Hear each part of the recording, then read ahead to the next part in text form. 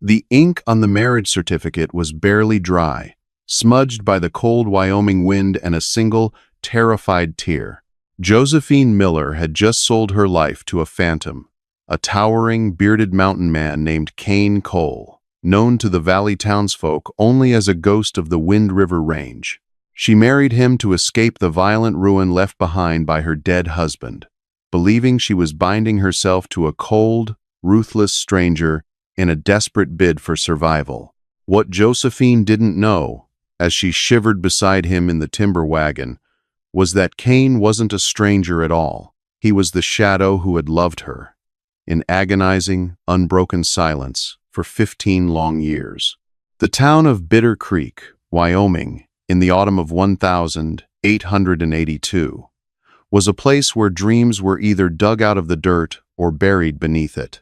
For Josephine Pendleton, it was the latter. She stood at the edge of the freshly dug grave in the municipal cemetery, the biting November wind tearing at the frayed wool of her black shawl. There were no mourners, save for the apathetic gravedigger leaning on his shovel and Reverend Abernathy, who mumbled the final rites with the haste of a man eager to return to a warm stove. The pine box at the bottom of the hole contained the body of Wyatt Pendleton. He had been her husband for 3 years, a man whose silver tongue had promised her a mercantile empire and a home with glass windows. Instead, he had given her a life of veiled anxiety, culminating in a bullet to the chest behind the Golden Nugget Saloon over a rigged game of faro. Josephine didn't weep. She had shed her tears for the marriage a year ago when she discovered Wyatt's charm was merely a mask for a hollow, gambling-addicted coward. But while her heart was intact, her life was entirely shattered. As the first clump of frozen dirt hit the coffin lid, the sound was drowned out by the heavy crunch of boots on gravel. Hiram Gallagher, the owner of the Golden Nugget and the man who held the deed to half the town, approached the graveside. He was a thick-necked man with a permanent sneer and eyes like chipped flint. Flanking him was his enforcer, a scarred brute known only as Carver. "My condolences, Mrs. Pendleton," Hiram drawled, removing his bowler hat in a mockery of respect. A tragic end for a man who didn't know how to count cards or his own debts. "Leave me be, Hiram," Josephine said, her voice trembling but her spine rigidly straight. "The dirt isn't even settled yet." "Neither are his accounts," Hiram replied, the faux politeness vanishing. He reached into his coat and produced a thick stack of promissory notes, the signatures undeniably Wyatt's swirling script. $2,400, due upon his passing, or against his collateral. Josephine's breath hitched. He had no collateral. "The mercantile is in my maiden name, Josephine Miller. He couldn't pledge it." Hiram smiled, a slow, predatory baring of tobacco-stained teeth. "Wyatt was a creative man, Josie. Forged your signature a month ago. The bank accepted it. Tomorrow at noon, the mercantile is mine. Unless, of course, you'd prefer to work off the debt upstairs at the Nugget. A pretty thing like you could pay it off in, a decade or two." The sheer gravity of the threat hit her like a physical blow. Without the mercantile, the small dry goods store she had built from scratch with the meager inheritance from her father, she was destitute. Working in Hiram's brothel was a fate worse than the grave Wyatt currently occupied. She was 28 years old, utterly alone on the frontier, with no family to wire and no lawman willing to cross Hiram Gallagher. Sheriff Tobias Reed was conveniently out of town, and everyone knew he was on Hiram's payroll anyway. "I'll have the money by tomorrow noon," Josephine lied, her chin raised. Hiram chuckled, turning away. "You have 24 hours, widow. Then Carver here comes to collect the keys. Or you." That night, Josephine locked the heavy oak door of the mercantile and sat in the dark behind the counter. She pulled out the lockbox. It contained $43.20. The silence of the empty store pressed down on her, suffocating and absolute. She had survived the cholera outbreak of '73.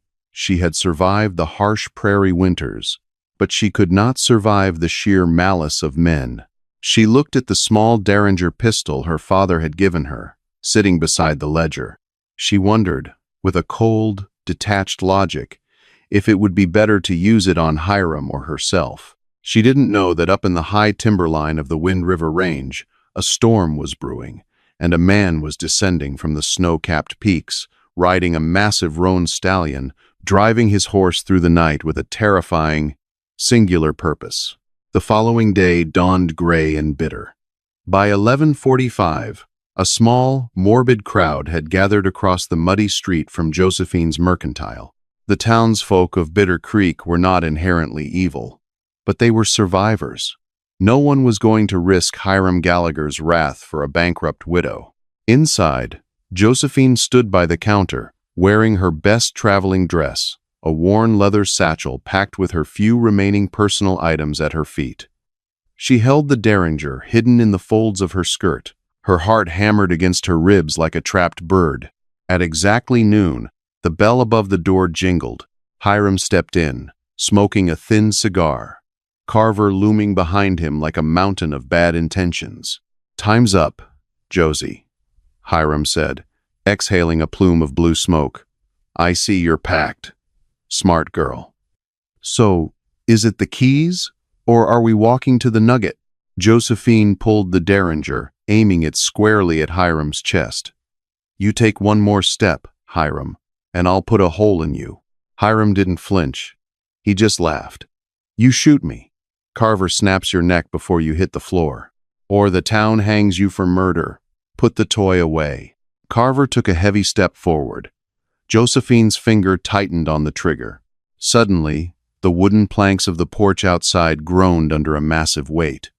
The doorway darkened, completely blocked by a towering figure. The townsfolk outside went dead silent.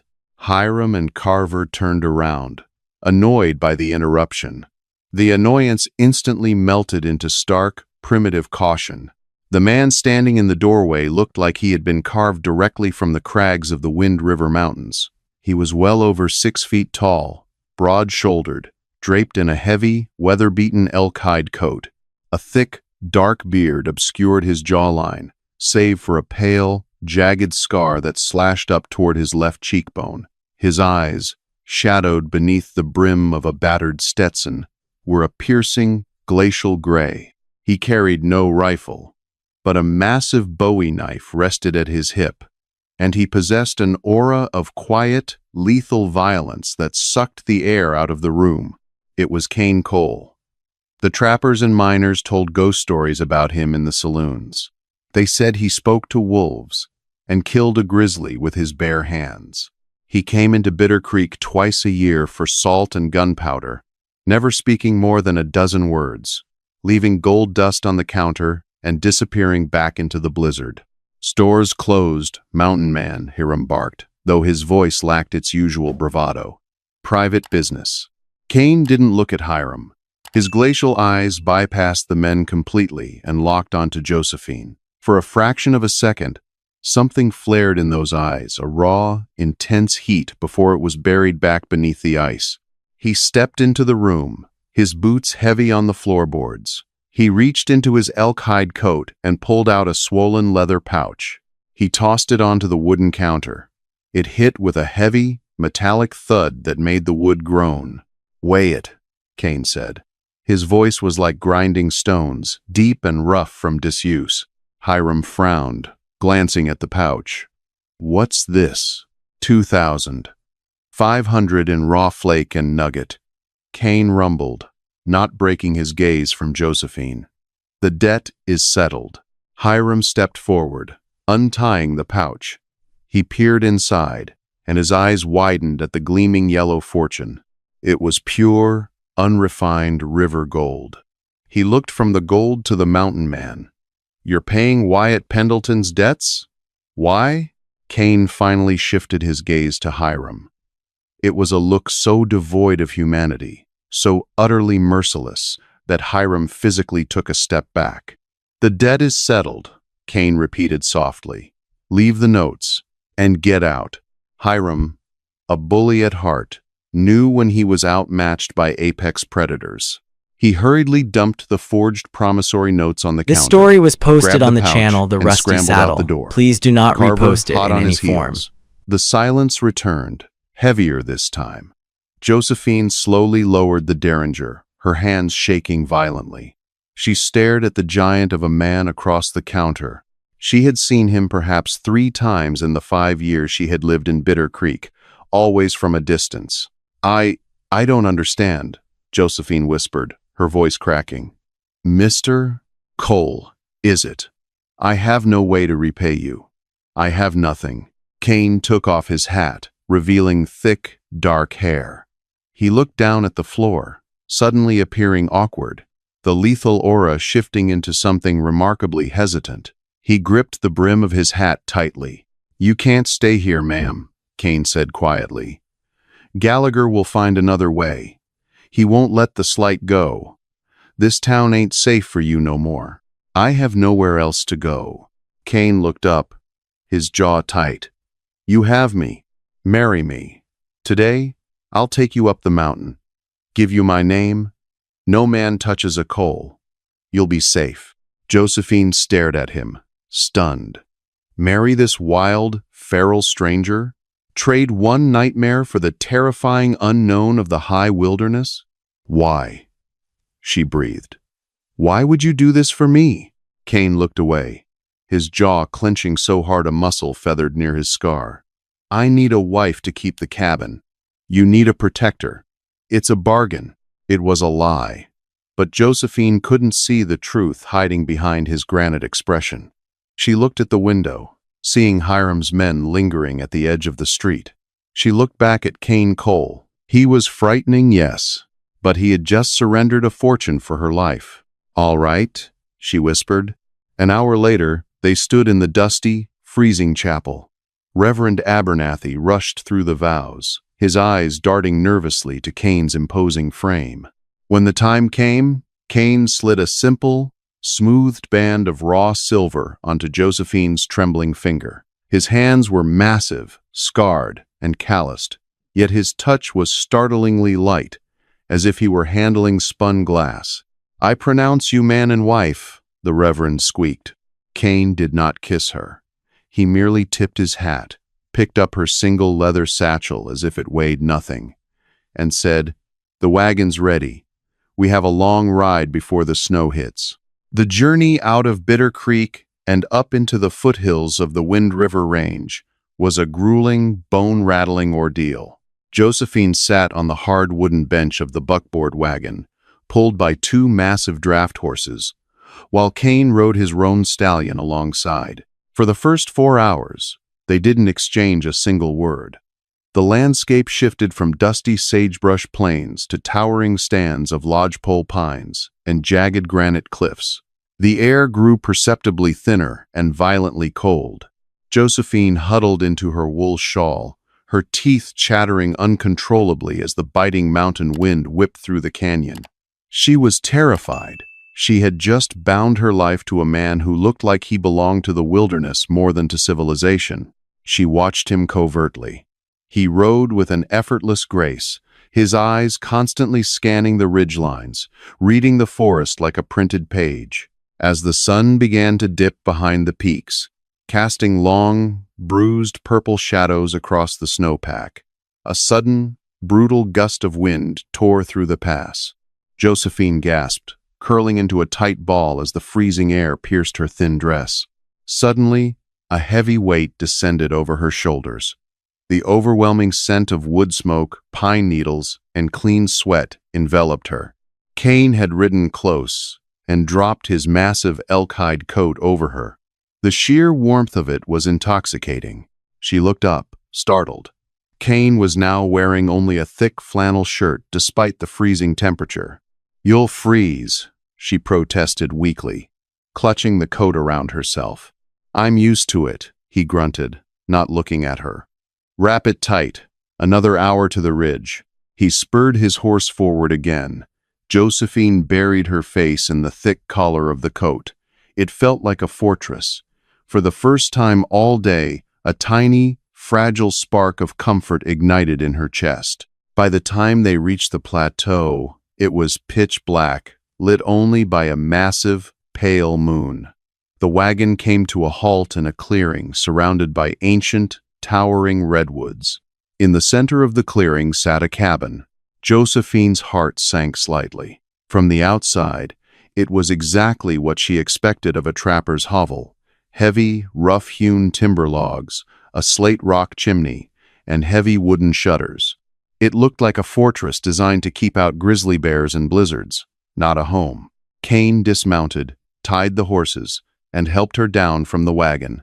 His hands gripped her waist, strong and firm, but he released her the very second her boots touched the frozen earth. He unlocked the heavy front door and pushed it open, stepping inside to light a kerosene lantern. Josephine stepped over the threshold, prepared for dirt floors, the stench of animal pelts, and squalor. Instead, she stopped dead in her tracks, her mouth falling open. The inside of the cabin was a startling contradiction to its feral exterior, and an even greater contradiction to the man who lived in it. The wooden floorboards were sanded smooth and covered in beautiful, hand-woven Navajo rugs. The stone fireplace was massive, but meticulously clean. But it was the details that made Josephine's breath catch in her throat. In the corner near the hearth sat a beautifully hand-carved rocking chair, cushioned with a soft quilt. Beside it was a small wooden table holding a delicate ceramic teapot, a fragile luxury rarely seen outside of city parlors. Cain walked to the hearth and began building a fire. Josephine slowly wandered deeper into the main room, her confusion mounting into outright bewilderment. On a sturdy wooden bookshelf against the far wall sat a row of books. She ran her fingers over the spines. They weren't agricultural almanacs or trapping guides. They were poetry, Lord Byron, Keats, and a beautifully bound, worn edition of Alfred Tennyson. Josephine stared at the book. When she was a girl of 13, traveling on a wagon train across the plains of Nebraska, she used to read Tennyson aloud to her ailing father. It was her favorite. How could a wild mountain man have this exact book? She turned, her eyes scanning the room. Hanging from the ceiling beams in the kitchen area were bundles of dried herbs, mint, rosemary, and lavender. Dozens of bundles of dried wild lavender. The sweet, calming scent filled the cabin. It was her mother's favorite scent, the only perfume Josephine ever wore, ordered specially from Street Louis. Once a year, she looked at the rocking chair again. It wasn't built for a giant of a man. It was narrow, delicate. It was built for a woman. Specifically, a woman of her exact height and build. Her heart began to race. This wasn't a bachelor's hasty attempt at cleaning up. This cabin had been prepared. Not just prepared for a woman, but it felt intimately, impossibly prepared for her. Cain stood up from the hearth, brushing his hands on his trousers. The fire roared to life, casting dancing orange shadows across his scarred face. He caught her staring at the bookshelf, and for a fleeting moment, a look of sheer panic crossed his stoic features before he quickly masked it. I'll tend to the horses," Cain muttered hastily, grabbing his hat and practically fleeing out the front door, leaving her alone in the warmth. Josephine stood in the center of the room, clutching the elk-hide coat around her shoulders. She looked at the lavender, the delicate teapot, the Tennyson, and the chair. A shiver ran down her spine that had nothing to do with the Wyoming cold. Who was Cain Cole? And what had she just walked into? The first week in the high country was an exercise in terrifying isolation and strange, quiet domesticity. The snow came exactly as Cain had predicted, a blinding, horizontal sheet of white that buried the Wind River Range under 4 feet of powder and locked them inside the heavy timber walls of the cabin. Josephine expected Cain to be a demanding, coarse husband. Instead, she found herself living with a ghost. He gave her the single bedroom, a cozy space lined with thick bear pelts and heavy woolen blankets, while he slept on a simple bedroll in front of the hearth. He spoke only when necessary, his voice a low, gravelly rumble that seemed to vibrate through the floorboards. He chopped wood, hauled water from the frozen creek by breaking the ice with a heavy iron maul, and hunted with a terrifying, silent efficiency, returning with snowshoe hares and venison. The Yet, story was it was posted on the delicate channel The things that Rusty undid Saddle. her. Please do One not morning, repost it while in any Cain form. was out checking his trap lines, Josephine decided to clean the small, dusty loft above the kitchen area. She climbed the wooden ladder, a rag in hand, seeking a distraction from the howling wind outside. The loft was mostly filled with extra blankets, sacks of dried beans, and spare lantern oil. But tucked away in the farthest corner, hidden beneath a folded canvas tarp, was a small, intricately carved cedar box. Josephine hesitated. It felt like a trespass, but the sheer accumulation of impossible coincidences, the lavender, the Tennyson, the rocking chair pushed her fingers to unlatch the brass clasp. Inside the box lay a collection of seemingly worthless artifacts. A faded, blue velvet hair ribbon, a dried, pressed columbine flower, a silver half-dime with a hole punched through the center, and at the very bottom, resting on a bed of raw cotton, was a small wooden carving of a meadowlark. Josephine gasped, her hand flying to her mouth. The rag dropped from her fingers. She picked up the wooden bird. The craftsmanship was raw, but desperately earnest, the wings carved with painstaking care. Her thumb brushed over the underside of the tail feathers. Carved into the wood were two tiny initials, S.C. The memory hit her with the force of a physical blow, dragging her 15 years back in time. It was the summer of 1867, the Oregon Trail. She was 13, riding in the back of her father's Conestoga wagon. The wagon train had hired a grim, silent scout named Old Man Cole, who brought along his orphaned, half-wild nephew.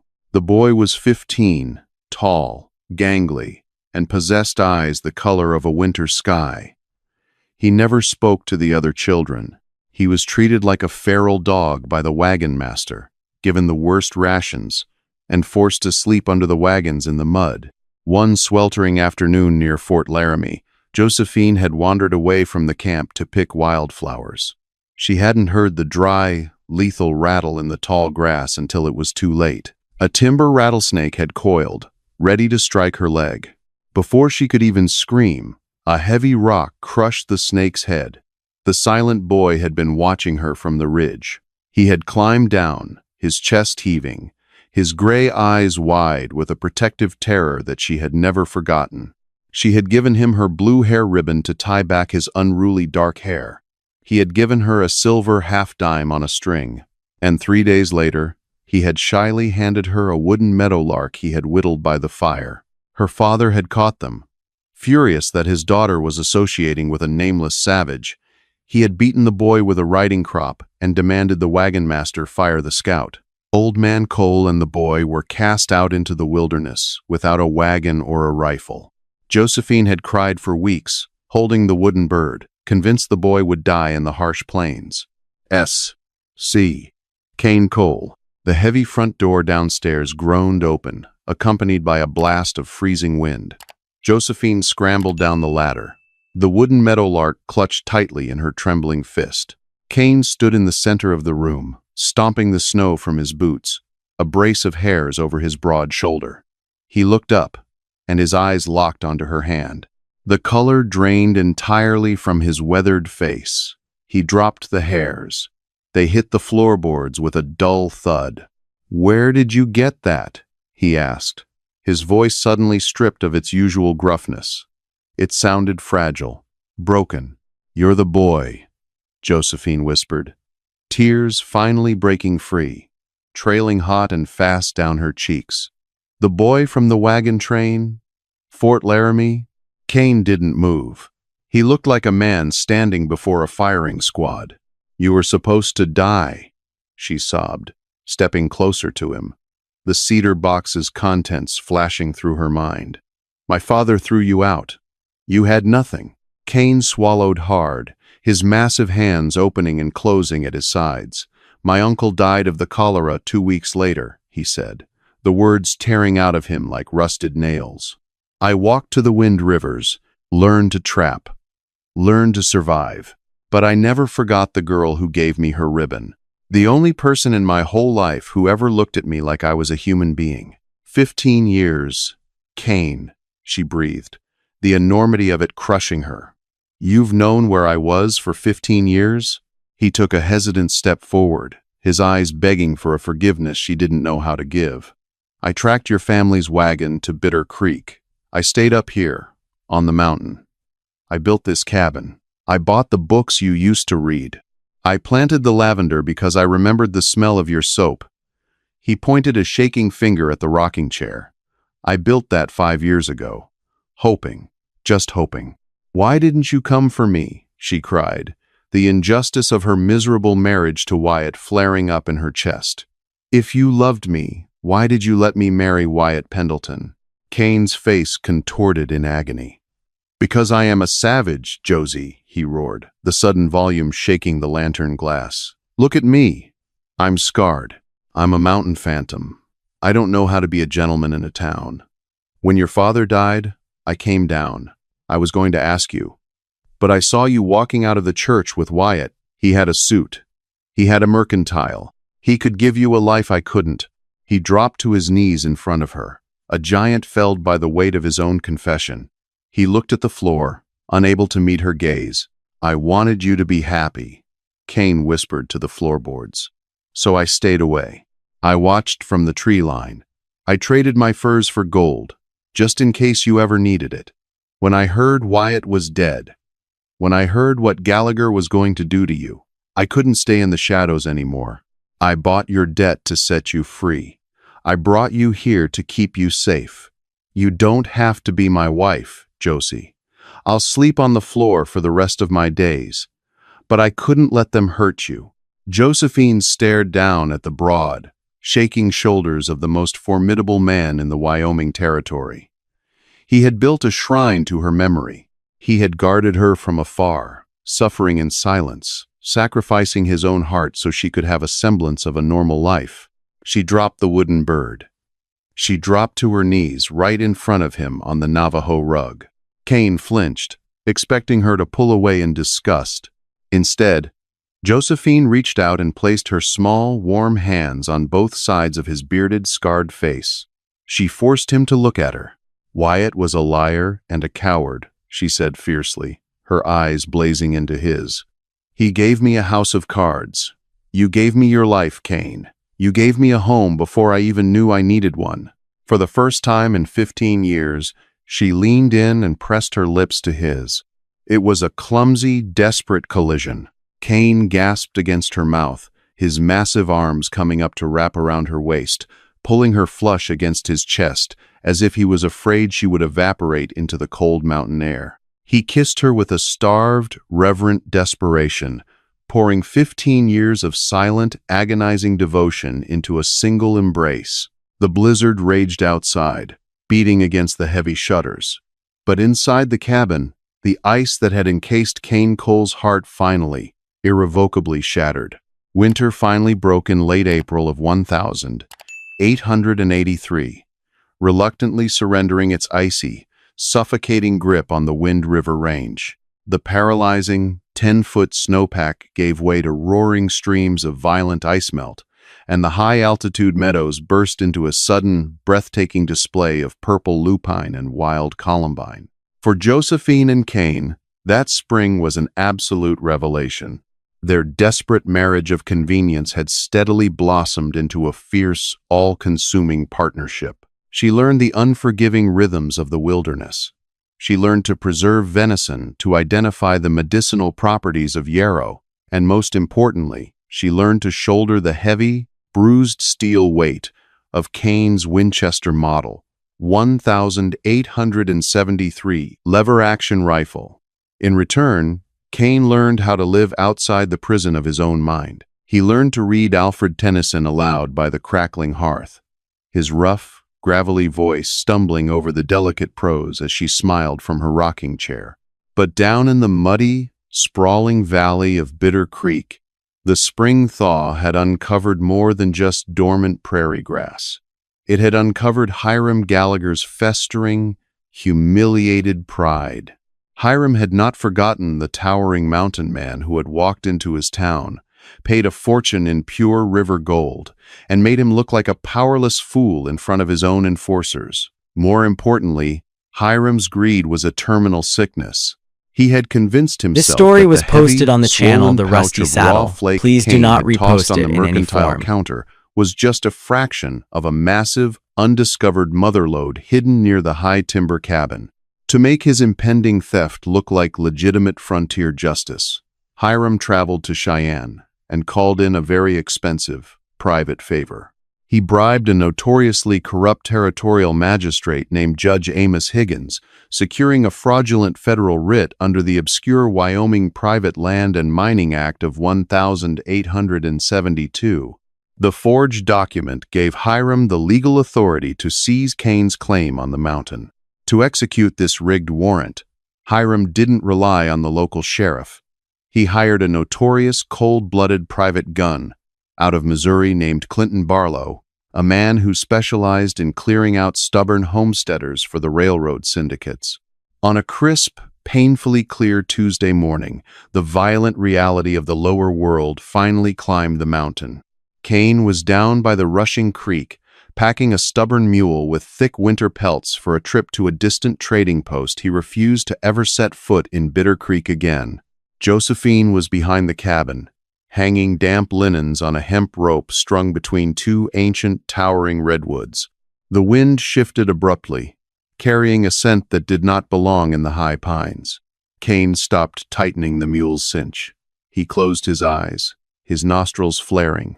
He smelled cheap bay rum, stale chewing tobacco, and the distinct, acrid sweat of horses that had been ridden far too hard up a steep incline. "Josie!" Kane roared, his voice cutting through the roar of the creek like a thunderclap. "Get in the cellar, now!" The sharp, deafening crack of a high-powered Sharps rifle echoed through the canyon before Josephine could even drop the wet linens. Thick wood splintered violently from the redwood trunk mere inches from her head, showering her hair in sharp bark. She screamed, diving to the muddy, frost-hardened ground and scrambling desperately toward the heavy oak door of the cabin. Kane didn't run toward her. Doing so would have drawn the sniper's fire directly to his wife. Instead, he sprinted laterally, diving behind a massive, moss-covered granite boulder just as a second, heavier shot kicked up a geyser of dirt right where he had been standing. From the dense tree line, 100 yards down the steep, rocky slope, 4 figures emerged through the morning mist. Hiram Gallagher sat atop a massive bay horse, waving his forged warrant in one hand and a smoking Spencer carbine in the other. Flanking him was his hulking enforcer, Carver, wielding a double-barreled shotgun, and the hired mercenary, Clinton Barlow, who was calmly ejecting a spent brass casing from his Sharps sniper rifle. A fourth, unnamed hired gun brought up the rear. "We're coming for the claim, Mountain Man."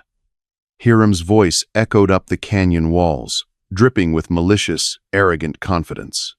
"I have a legal writ signed by Judge Higgins himself.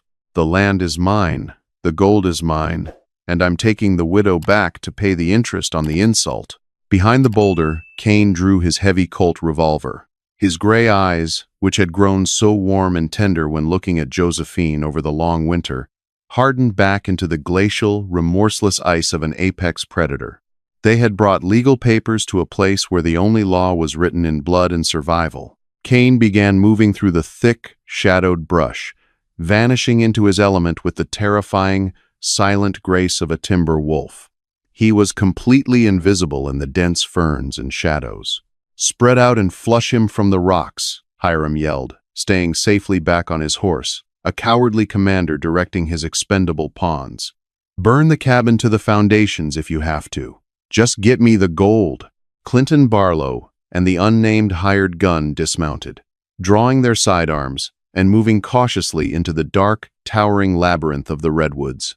Carver, eager for revenge after being humiliated at the mercantile, stomped directly up the main trail, his shotgun leveled at the brush. They thought they were hunting a man. They didn't realize they had just walked into an open grave. The unnamed hired gun reached the edge of the clearing first, pulling a sulfur match from his vest to throw onto the dry kindling stacked against the cabin's western wall. He never even got the chance to strike it. Cain materialized from the dark canopy above, dropping from a low, thick pine branch with devastating speed.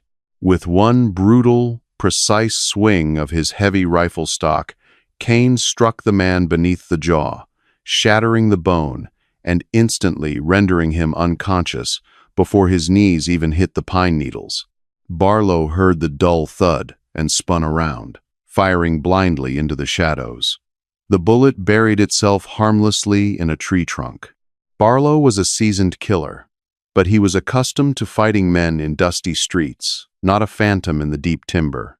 A throwing knife, heavy, balanced, and perfectly thrown, flashed through the mist and embedded itself deep into Barlow's right shoulder, pinning him against a tree and forcing him to drop his rifle with a howl of shock and agony. "Carver! He's in the trees!" Barlow screamed, clutching his bleeding shoulder. Carver, completely unhinged by the panic, charged blindly toward Barlow's voice, firing both barrels of his shotgun into the dense undergrowth. The deafening blast shredded leaves and branches, but Cain was already 50 yards away. Carver took 3 heavy, stomping steps backward, trying to reload his weapon while scanning the tree line. He was entirely focused on the shadows above. He didn't look down at the ground. He didn't see the heavy, rusted iron chain anchored deep into a buried stump, meticulously hidden beneath a thick patch of ferns. Snap! The sound of the massive, custom-forged iron bear trap springing shut was sickeningly loud. It was a trap Cain had forged himself, designed to hold a 1,000-pound grizzly bear. Carver let out a blood-curdling, horrific scream that echoed violently off the granite peaks, startling the birds into the sky for miles around. The jagged iron teeth bit cleanly through his leather boot and deep into his calf, instantly shattering the bone. The giant brute collapsed onto the dirt, writhing in unimaginable, blinding agony, dropping his empty shotgun in the mud. Hiram Gallagher saw his entire mercenary force decimated in less than 2 minutes. Panic, cold and sharp, finally pierced his arrogance. But instead of retreating, Hiram made a fatal, desperate miscalculation. He spurred his bay horse, ignoring his fallen men, and charged wildly toward the cabin, aiming his Spencer rifle directly at the front door. He figured if he could grab Josephine, he could force Cain to surrender the mythical gold. "Cole!" Hiram shrieked hysterically, his composure completely shattered. "Come out, or I swear to God I'll put a bullet in her." Inside the cabin, Josephine had not hidden in the root cellar as Cain had commanded. She had crawled across the sanded floorboards, reached beneath the heavy Navajo rug, and retrieved Cain's spare Winchester. She was no longer the terrified, helpless widow standing in the Bitter Creek cemetery. The mountain had forged her into something entirely different. As Hiram's horse reared up near the wooden porch, the heavy oak door swung open with a violent crash. Hiram aimed his rifle, his finger tightening on the trigger, fully expecting the towering mountain man. Instead, he found Josephine. She was standing tall, framed in the doorway, her jaw set like carved stone, the heavy stock of the Winchester pressed perfectly against her shoulder, just as Cain had taught her. "Get off my husband's land, Hiram," she yelled, her voice absolutely steady, carrying over the wind. Hiram laughed, a sharp, ragged sound of disbelief. "You don't have the stomach for this, Josie. Put the toy down before you hurt yourself." He leveled his barrel at her chest and cocked the hammer. Josephine didn't blink. She didn't hesitate. She squeezed the trigger. The heavy recoil slammed back into her shoulder, bruising her flesh, but her aim was flawless. The heavy, .44 caliber bullet tore through the morning air and violently impacted the steel receiver of Hiram's Spencer rifle. The impact shattered the weapon in his hands, sending burning metal shrapnel and splinters of wood flying into his right shoulder and cheek. Hiram screamed, dropping the ruined, smoking remains of his gun. But the true karma of the Wind Rivers had only just begun. The deafening gunshot and the sudden spray of hot metal completely spooked his massive bay horse. The animal panicked, rearing up violently and pivoting blindly on its hind legs. Hiram, clutching his bleeding face and completely thrown off balance, lost his grip on the This story was reins posted and on his the footing channel in The Rusty stirrups. Saddle. Please do "No!" not repost Hiram it in any shrieked, form. clawing desperately at the saddle horn. The terrified horse bolted sideways, directly toward the steep, treacherous embankment that dropped 40 vertical feet into the freezing, turbulent, rock-strewn rapids of the Snowmelt Creek. Hiram pitched violently backward out of the saddle. He tumbled head over heels down the sheer embankment, screaming all the way, his body bouncing brutally against the jagged shale and exposed tree roots. He hit the freezing, roaring rapids below with a violent, bone-snapping splash. The spring current, strong enough to drag massive boulders downstream, immediately pulled him under the white water. He resurfaced only once, thrashing wildly, his eyes wide with the absolute terror of a man realizing his wealth could not bribe the river, before the water swallowed him entirely, washing his broken body down the dark, twisting canyon, never to be seen again. The valley fell dead silent, save for the eternal rushing of the water and Carver's pathetic, broken whimpering from the bear trap. Kane stepped out of the tree line, his chest heaving, his Colt still drawn. He looked at the pinned Carver, then at the empty, churning riverbank, and finally up at the wooden porch. Josephine stood there, slowly lowering the smoking Winchester. Her breathing was heavy, but her hands were remarkably steady. Kane walked up the steps, his gray eyes wide with a mixture of profound shock and an overwhelming, breathless pride. He gently took the heavy rifle from her hands, set it aside against the doorframe, and pulled her tightly into his massive arms, burying his face in the soft crook of her neck. "You didn't have to do that," he murmured against her skin, his voice trembling slightly with relief. "He was going to hurt my husband," Josephine replied simply, wrapping her arms fiercely around his broad back. "Nobody touches a coal. Isn't that what you told me the day we met?" A deep, rumbling chuckle vibrated in Kane's chest, a warm, rich sound she had never heard in all their time together. It was the absolute, undeniable sound of a man who had finally, truly come home. The immediate aftermath of the violent clash was a masterclass in the brutal, unforgiving laws of the high country. The river had swallowed Hiram Gallagher, his body swept away into the churning, freezing rapids of the snowmelt, leaving only the sharp scent of gun smoke and the pathetic whimpering of Carver to stain the pristine mountain air. Kane Cole did not believe in unnecessary slaughter. He was a protector, an apex predator of the timberline, not a common butcher. He knew that sending living, broken men back to the valley would build a far more effective wall around his wife than any amount of spilled blood. Kane lowered his Winchester and walked toward the writhing brute. With a sickening metallic groan, he used his immense strength to pry the iron jaws of the bear trap just wide enough for the hired gun to pull Carver's mangled leg free.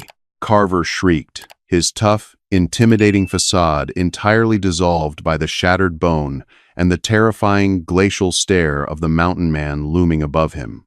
"You ride back down," Kane rumbled, his voice carrying an unnatural calm that chilled the men worse than the Wyoming wind. "You tell whatever is left of Gallagher's outfit that the deed to the mercantile belongs to Josephine Cole.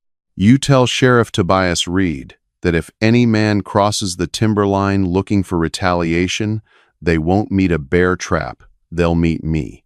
And you tell them Hiram Gallagher tried to steal from the mountain, and the mountain collected its due." The men didn't dare argue.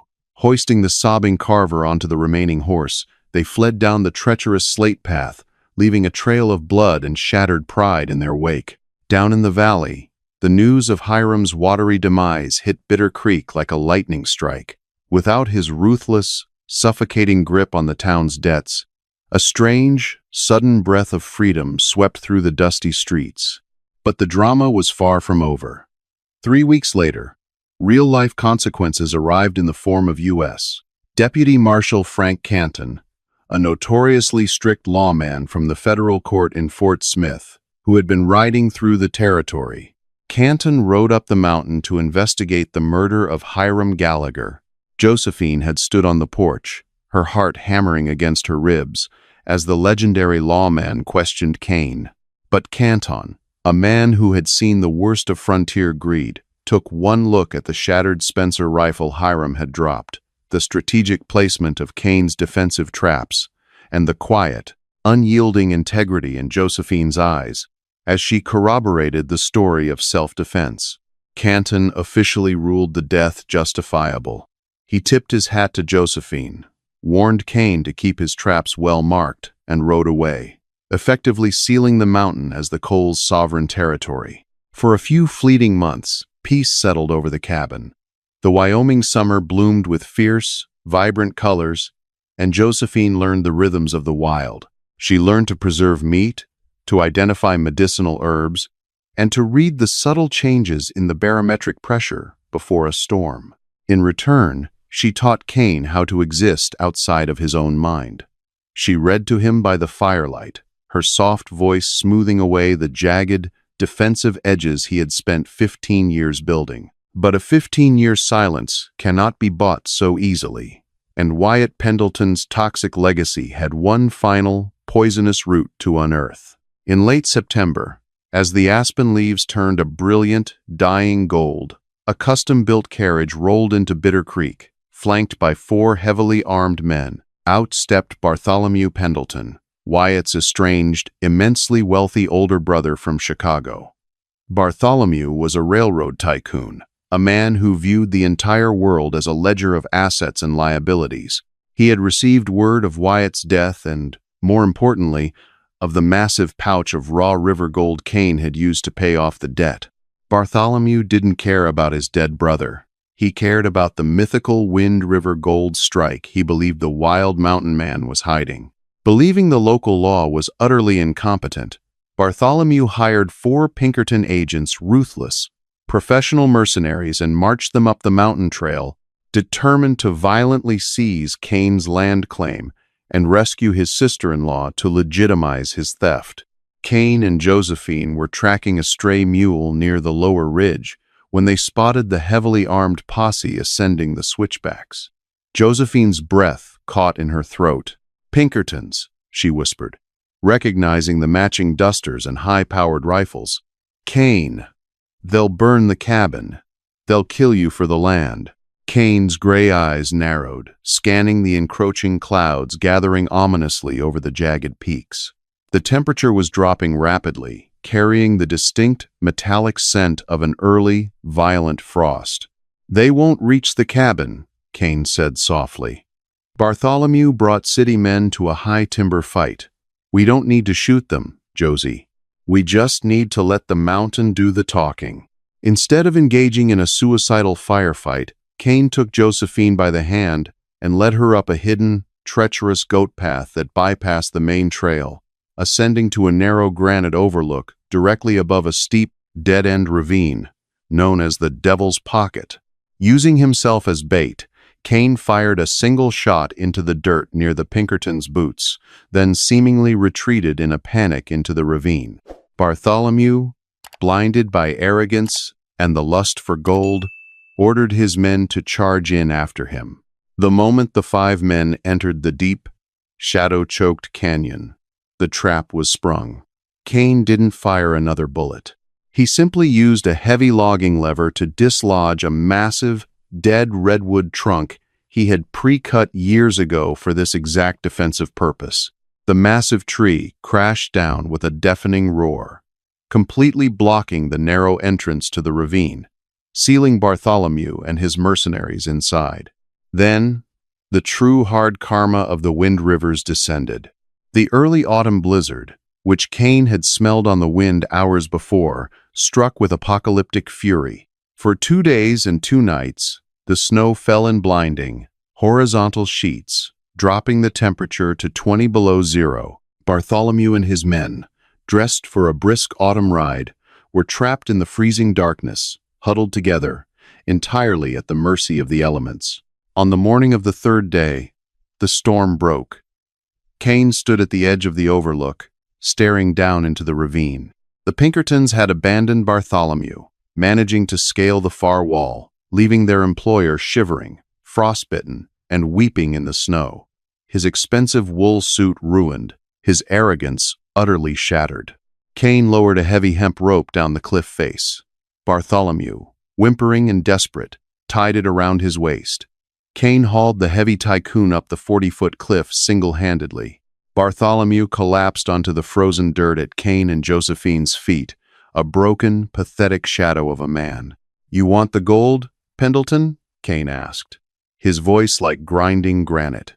He reached into his coat and tossed a single, tiny flake of gold into the snow next to Bartholomew's blue, trembling face. "There it is. Now, you're going to walk back down this mountain. You're going to leave Wyoming, and if you or your agents ever look toward the Wind Rivers again, I won't drop a rope next time." This story was Bartholomew posted lost on the 3 channel toes The to Rusty frostbite Saddle. and Please was do not forced to sell repost half it in his any railroad form. shares to cover the exorbitant Pinkerton fees and his humiliating retreat back to Chicago. He was never heard from again. Hard karma had indeed balanced the ledgers, proving that the wilderness cares nothing for a man's bank account or his unearned pride. With the final ghost of Wyatt Pendleton excised from their lives, the years began to weave themselves into a tapestry of quiet, profound peace. The terrifying phantom of the Wind Rivers had been permanently tamed, anchored by the relentless, warm presence of a woman who had finally learned what it meant to be truly, fiercely protected. Their life was not without hardship. The historic, brutal winter of 1886, known to cattlemen as the Great Die-Up, tested their resilience. For 5 months, the cabin was buried to the roofline in snow, but inside, the hearth fire roared. It was during that endless, howling winter that Josephine brought their first child into the world, a son named Samuel, born by the firelight, possessing his mother's dark, spirited eyes and his father's stoic strength. 2 years later, a daughter named Clara followed, her laughter echoing through the pines, forever banishing the silence that had once defined Cain's existence. 20 years after Bartholomew's humiliating defeat, on a warm July evening, Josephine sat on the wide, sprawling porch Cain had built onto the front of the cabin. Her dark hair was streaked with elegant silver, and the harsh Wyoming sun had etched deep, happy lines around her eyes. Cain walked up the wooden steps, his massive frame barely slowed by the decades, his thick beard now the color of fresh snow. He held a small, intricately carved cedar box in his scarred hands. He sat beside her on the wooden bench, wordlessly opening the lid. Inside, resting on a bed of raw cotton, was the wooden meadowlark. It was worn incredibly smooth from years of being held, a physical testament to a desperate 15-year-old boy's hope and a grown man's enduring, silent devotion. Cain took Josephine's hand, his thumb gently tracing the simple silver band he had placed on her finger in a freezing, dusty chapel so many years ago. He didn't need to speak. The heavy, protective silence that had once been his only shield was now the very language of their love, a comfortable, deeply rooted understanding that required absolutely no words. Josephine leaned her head against his broad shoulder, watching the sun dip behind the jagged granite peaks of the Wind River Range, painting the sky in strokes of bruised purple and burning gold. She had married a terrifying stranger in a desperate bid to escape a life of ruin, only to discover she had walked blindly into the arms of the only man who had ever truly known her soul. Sometimes, the greatest and most enduring love stories aren't born from a fiery, passionate glance across a crowded room, but from the agonizing, steadfast patience of a silent protector. Cain Cole waited 15 excruciating years in the brutal frontier wilderness, enduring isolation, judgment, and heartbreak, just to keep Josephine safe from afar. Their story proves that true devotion doesn't demand loud recognition or immediate reward. It only demands the absolute well-being of the one it loves. And when the time finally came, the mountain man stepped out of the shadows, bringing ruthless, hard karma to the corrupt men who deserved it, just to claim the woman who had unknowingly held his entire heart since they were children on the Oregon Trail.